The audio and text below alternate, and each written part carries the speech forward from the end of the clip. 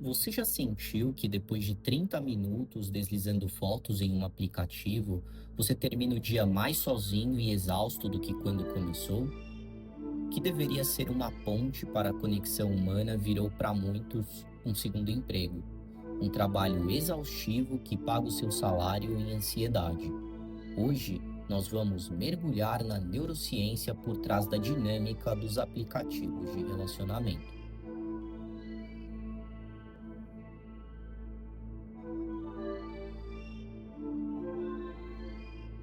Porque a verdade é amarga.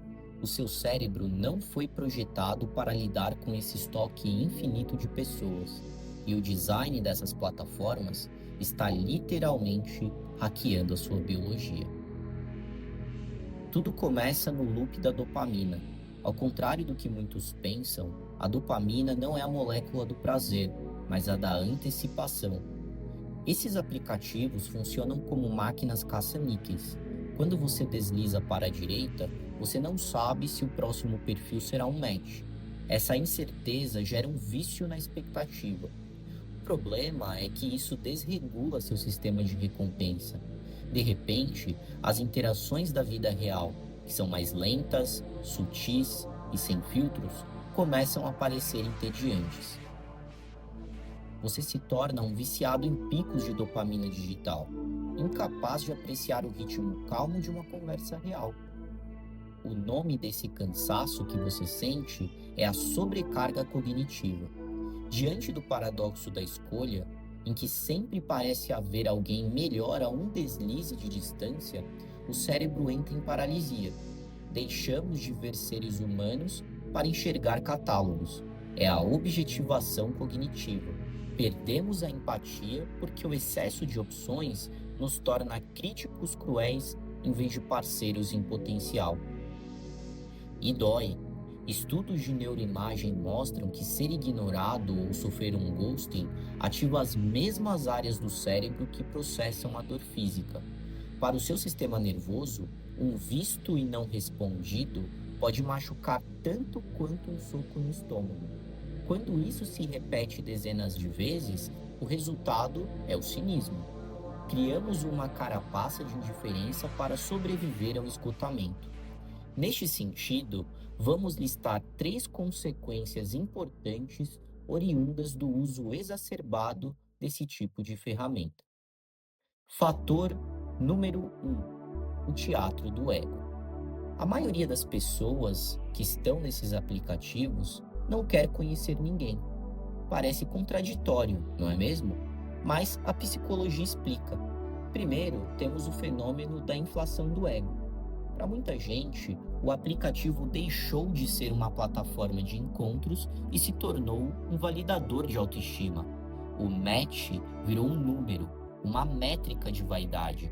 A pessoa abre o aplicativo, coleciona algumas curtidas para se sentir que ainda está no jogo e que é atraente, mas ela não tem a menor intenção de iniciar uma conversa. O prazer está na notificação, não na conexão. O outro vira apenas um espelho para o próprio ego.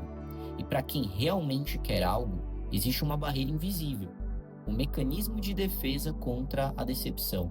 Depois de sucessivos encontros desastrosos, conversas que morrem no "Oi, tudo bem?" e a frustração de perceber que a pessoa da foto não existe na vida real, o nosso cérebro cria uma carapaça. A gente entra nas conversas já esperando o pior. Esse fenômeno é o que os psicólogos chamam de indisponibilidade emocional preventiva. Como você já se machucou ou se entediou em dezenas de encontros anteriores, você para de investir energia no 11º.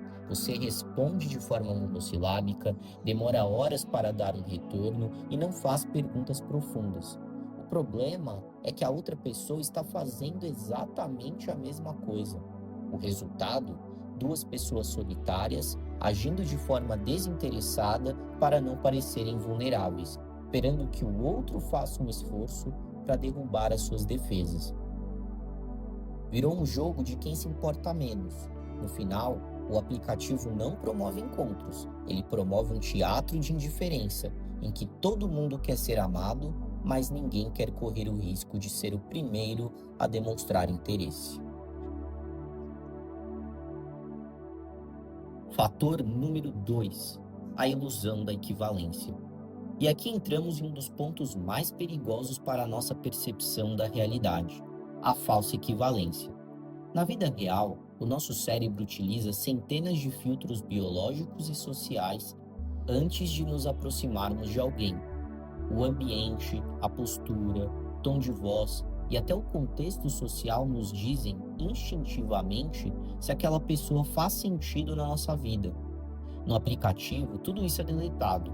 Você é colocado em uma vitrine em que o algoritmo aproxima pessoas com repertórios, valores e estilos de vida completamente dissonantes. À primeira vista, parece democrático, mas na prática, isso cria uma ilusão de acesso. O match digital dá a entender que existe uma ponte construída, mas na vida real, aquela aproximação dificilmente aconteceria, não por uma questão de superioridade, mas de mundos que não se comunicam. Isso gera um fenômeno cruel. As pessoas passam a perseguir um ideal que elas nunca conseguirão sustentar fora da tela.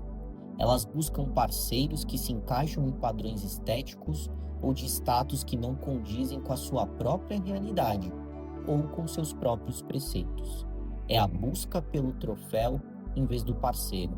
O resultado disso é uma frustração crônica. O usuário fica viciado em tentar conquistar alguém que está em uma frequência de vida totalmente diferente, baseando-se apenas em fotos editadas e gostos superficiais listados no perfil.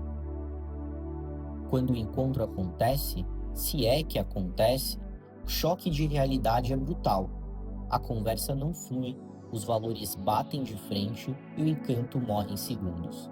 Essa dissonância faz com que você ignore pessoas incríveis que estão ao seu lado na vida real, que o seu cérebro está calibrado para desejar uma fantasia digital inalcançável. Você para de buscar conexão e passa a buscar validação em esferas onde você nunca terá raízes. No fim, o aplicativo te ensina a desejar o impossível, enquanto te faz desvalorizar o que é real e compatível. Por fim, o fator número 3, o silêncio do quarto. Por último, precisamos falar sobre a maior e mais dolorosa ilusão de todas, a falsa sensação de abundância.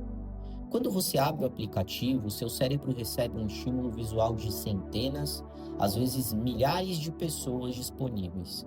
A percepção inconsciente é de que você está cercado, circundado, de que o mundo é um banquete de possibilidades e que você nunca esteve tão acompanhado. Mas essa é uma miragem digital. Existe uma diferença abissal entre opções e conexões. Você pode ter 500 matches acumulados, mas se não tem ninguém para ligar quando o seu dia foi péssimo, ou ninguém que conheça a sua história para além de uma conversa sobre o que você faz no final de semana, a sua realidade é a solidão. O aplicativo te dá a ilusão de estar em uma festa lotada, mas a verdade é que você está em um quarto escuro, sozinho, olhando para uma luz azul. Essa falsa sensação de companhia nos torna preguiçosos. Por que eu vou me esforçar para aprofundar uma relação difícil se eu tenho outras 1000 opções no meu bolso? Mas essas opções não são reais, são apenas imagens. E quando você persegue essa multidão de pixels, a sua habilidade de sustentar a presença física e o silêncio compartilhado com alguém vai atrofiando. No final do dia, quando você bloqueia a tela do celular, o brilho desaparece e o que sobra é o silêncio do seu quarto. E é nesse momento que o peso cai. Você percebe que passou horas interagindo com interfaces, alimentando algoritmos e massageando o ego alheio, mas continua exatamente onde estava, sozinho.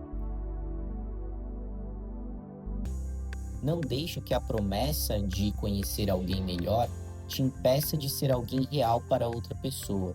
No fim das contas, a nossa biologia não quer 1000 curtidas, ela quer uma mão para segurar, e isso nenhum algoritmo consegue simular.